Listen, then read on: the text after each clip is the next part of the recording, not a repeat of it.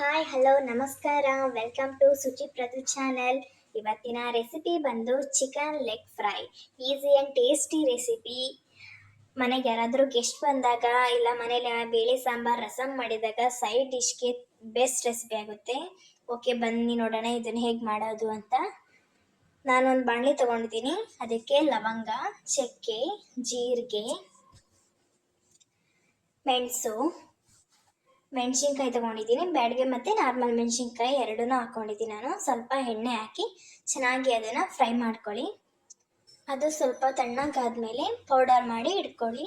ನೀರು ಹಾಕಬೇಡಿ, ಹಾಗೆ ಫ್ರೈ ಮಾಡ್ಕೊಳ್ಳಿ. ಈಗ ನಾನಿಲ್ಲಿ ಫ್ರೆಶ್ ಚಿಕನ್ ತೊಗೊಂಡಿದ್ದೀನಿ. ಈ ಚಿಕನ್ನಿಗೆ ನೀವು ಏನು ರುಬ್ಬಿಟ್ಕೊಂಡಿದ್ದೀರಾ ಮಸಾಲೆ ಹಾಕಬೇಕಾಗುತ್ತೆ. ಅದ್ರ ಜೊತೆ ಶುಂಠಿ ಬೆಳ್ಳುಳ್ಳಿ ಪೇಸ್ಟ್ ಹಾಕ್ಕೊಳ್ಳಿ. ಹಾಗೆ ನಿಂಬೆ ಹಣ್ಣು ಹಾಕಿ ಉಪ್ಪು ಹಾಕಿ ಚೆನ್ನಾಗಿ ಇದನ್ನು ಮ್ಯಾರಿನೇಟ್ ಮಾಡೋಕೆ ಅದು ಚೆನ್ನಾಗಿ ಮ್ಯಾರಿನೇಟ್ ಆಗಲಿ. ಇವಾಗ ನಾವು ಒಂದು ಪಾತ್ರೆ ತಗೊಂಡು ಅದಕ್ಕೆ ಕರಿಬೇವಿನ ಸೊಪ್ಪು, ಎಣ್ಣೆ, ಹಸಿರು ಮೆಣಸಿನ್ಕಾಯಿ, ಈರುಳ್ಳಿ ಹಾಕಿ ಚೆನ್ನಾಗಿ ಫ್ರೈ ಮಾಡ್ಕೊಳ್ಳಿ. ಇವಾಗ ನಾವು ಮ್ಯಾರಿನೇಟ್ ಮಾಡಿ ಇಟ್ಟಿದ್ವಲ್ಲ ಆ ಚಿಕನ್ನ ಒಂದೊಂದಾಗೇನೆ ನಾವು ಅದಕ್ಕೆ ಆ್ಯಡ್ ಮಾಡ್ಕೊಳ್ಳೋಣ. ಸೊ ಒಂದೊಂದಾಗೇನೆ ನೀವು ಅದಕ್ಕೆ ಆ್ಯಡ್ ಮಾಡ್ಕೊಳ್ಳಿ. ಅಂದರೆ ಅದನ್ನು ಟೂ ಸೈಡನ್ನು ನೀಟಾಗಿ ಬೇಯಿಸ್ಬೇಕಾಗತ್ತೆ. ಸೊ ನೋಡ್ತಾ ಇರ್ಬೋದು ನಾನು ಯಾವ ರೀತಿ ಅದನ್ನು ಚಿಕನ್ನ ಮಾಡ್ಕೊತಾ ಇದ್ದೀನಿ ಅಂತ. ಇದೇ ರೀತಿ ನೀವು ಮಾಡ್ಕೊಳ್ಳಿ.